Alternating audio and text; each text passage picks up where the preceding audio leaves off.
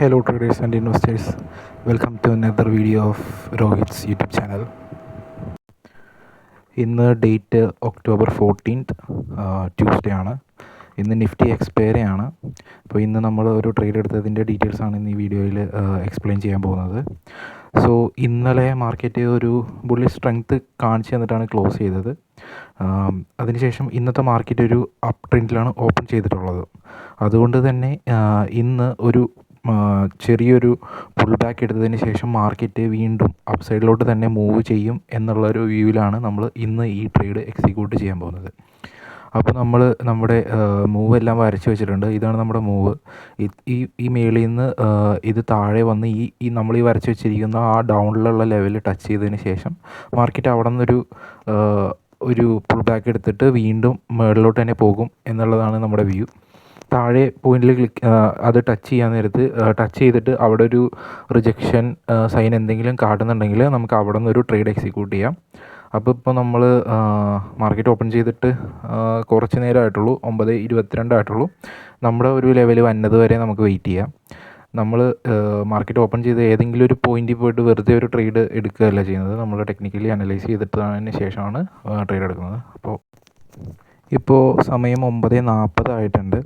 അപ്പോൾ നമ്മൾ മാർക്ക് ചെയ്ത ഒരു ലെവലിലോട്ട് മാർക്കറ്റ് എത്തിക്കഴിഞ്ഞിട്ടുണ്ട്.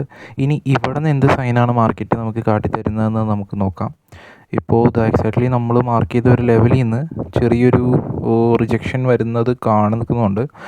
നമ്മൾ ഒരിക്കലും ഒരു ലൈവ് ക്യാൻഡിൽ പോയിട്ട് ഒരു ട്രേഡ് എക്സിക്യൂട്ട് ചെയ്യില്ല. ക്യാൻഡിൽ ക്ലോസിന് വേണ്ടി നമുക്ക് വെയിറ്റ് ചെയ്യാം. ഇവിടെ നിന്ന് ഈ ഒരു ലൈൻ ബ്രേക്ക് ചെയ്ത് താഴെ പോയിട്ടുണ്ടെങ്കിൽ നമ്മൾ അവിടെ നിന്ന് ട്രേഡ് എടുക്കുന്നതല്ല. ആ ലൈൻ ഈ ക്യാൻഡിൽ ബ്രേക്ക് ഈ ക്യാൻഡിലിന് ശേഷം ആ ലൈൻ മുകളിലോട്ട് ഏതെങ്കിലും ഒരു ക്യാൻഡിൽ ബ്രേക്ക് ചെയ്യുകയോ ഈ ക്യാൻഡിൽ തന്നെ ആ ലൈനിൻ്റെ മുകളിൽ ബ്രേക്ക് ചെയ്യുകയോ ചെയ്ത് കഴിഞ്ഞാൽ നമുക്ക് അവിടെ നിന്നൊരു കോൾ ഓപ്ഷനിൽ ട്രേഡ് എക്സിക്യൂട്ട് ചെയ്യാം.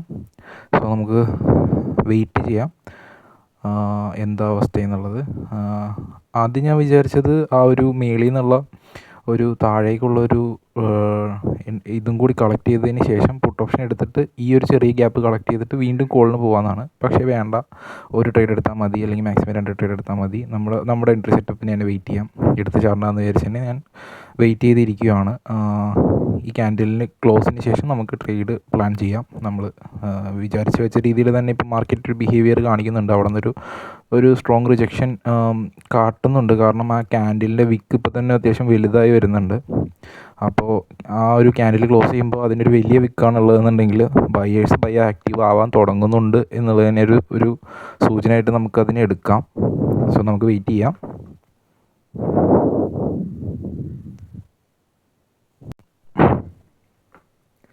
ഇപ്പോൾ എടുത്തുകാടി ഒന്നും ചെയ്യേണ്ട ആവശ്യമില്ല. നമുക്ക് ഇതിൽ ട്രേഡിങ്ങിൽ നമുക്ക് പേഷ്യൻസാണ് ഏറ്റവും ഇമ്പോർട്ടൻറ്റ്.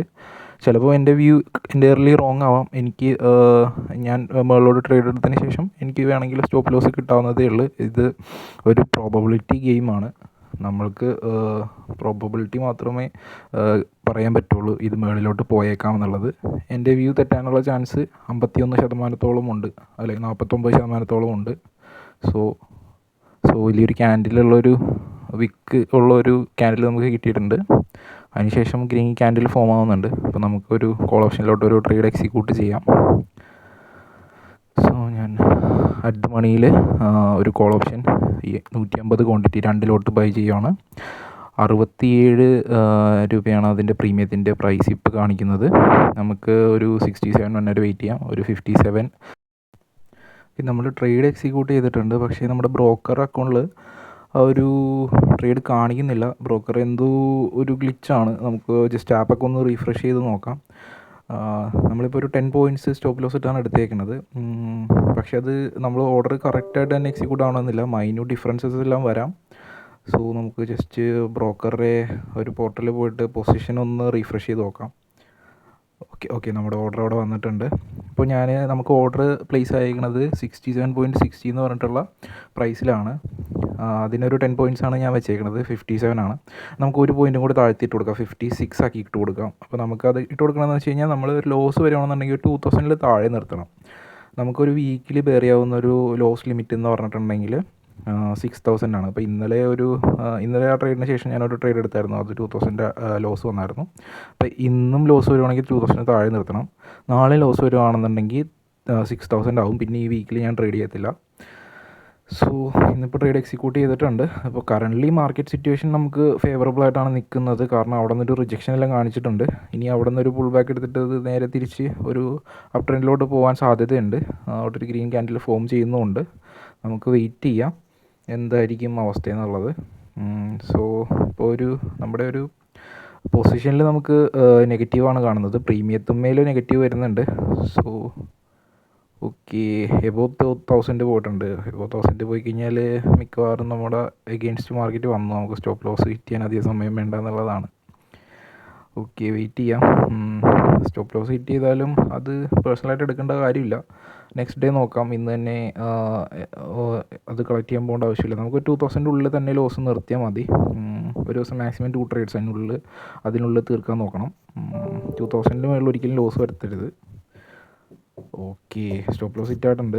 പക്ഷേ ബ്രോക്കറിൽ ഒരു റണ്ണിങ് കാണിക്കുന്നുണ്ട് പൊസിഷൻ. അത് ബ്രോക്കറുടെ എന്തോ ഇഷ്യൂ ആണ്. നമുക്കതൊന്ന് റീഫ്രഷ് ചെയ്യുമ്പോൾ ശരിയായിക്കോളും. അത് പോയിട്ട് നോക്കാം.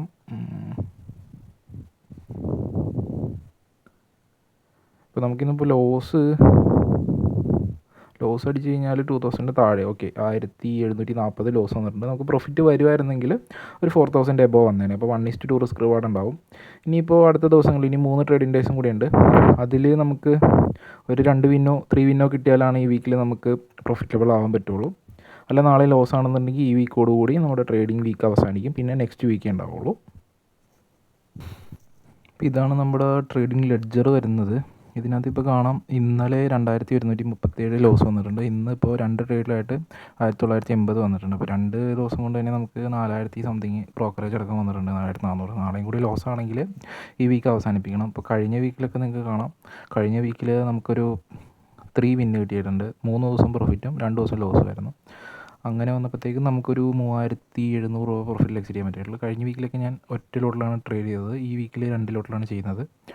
സോ ഇന്നലെ ഒരു പ്രോഫിറ്റ് ബുക്ക് ചെയ്യാത്തതിൻ്റെ ഡിഫറൻസ് ഇവിടെ കാണാം. ഇന്നലെ അത് 2600 വന്നതാണ്.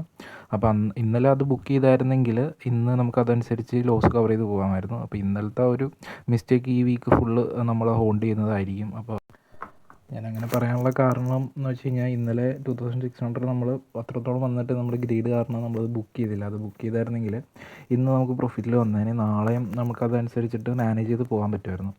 ഇനിയിപ്പോൾ ഉള്ള ട്രേഡിംഗ് ഡേയ്സിൽ ഈ വീക്കിൽ നമുക്ക് പ്രോഫിറ്റബിൾ ആവുക എന്നുള്ളതൊരു ടാസ്ക്കാണ്. അത് ഇത്തിരി ബുദ്ധിമുട്ടാണ്. നമുക്ക് നോക്കാം. അടുത്ത 2 ദിവസം പ്രോഫിറ്റ് വരികയാണെന്നുണ്ടെങ്കിൽ ഈസിലി കവറബിളാണ്. അത് വന്നില്ല, നമുക്ക് 3 ദിവസം പ്രോഫിറ്റ് കിട്ടണം. എന്നാലാണ് നമുക്ക് ഒരു എക്സ്ട്രാ എഡ്ജ് കിട്ടുള്ളൂ. ഇപ്പോൾ നമുക്ക് ഇനിയിപ്പോൾ 3 ദിവസം കൂടി ബാക്കിയുള്ളൂ. 3 ദിവസവും ഇനി പ്രോഫിറ്റ് അടിക്കുക എന്നുള്ളത് ഒരു ഇമ്പോസിബിൾ ടാസ്ക്കാണ്. 2 ദിവസം കിട്ടിയാലും മതി. 2 ദിവസം കിട്ടിയാലും നമുക്കൊരു ബ്രേക്ക് ഈവൻ എക്സിറ്റ് കിട്ടും. നമുക്ക് നോക്കാം. ഇനി നമുക്കൊരു എഡ്ജ് ക്രിയേറ്റ് ചെയ്യുക എന്നുള്ളത് ബുദ്ധിമുട്ടാണ്. പക്ഷേ സംഭവിക്കായികയൊന്നുമില്ല, സംഭവിക്കാം. ഇനി 2 ദിവസം പ്രോഫിറ്റ് കിട്ടിയാലും നമുക്ക് ഫൈനാണ്. പിന്നെ ഒരു ദിവസം നമ്മൾ അവോയ്ഡ് ചെയ്തിട്ട് പ്രോഫിറ്റ് തന്നെ എക്സിറ്റ് ചെയ്യാൻ നോക്കുന്നതായിരിക്കും. അപ്പോൾ ഇന്നത്തെ വീഡിയോ ഇത്രേ ഉള്ളൂ. Bye guys.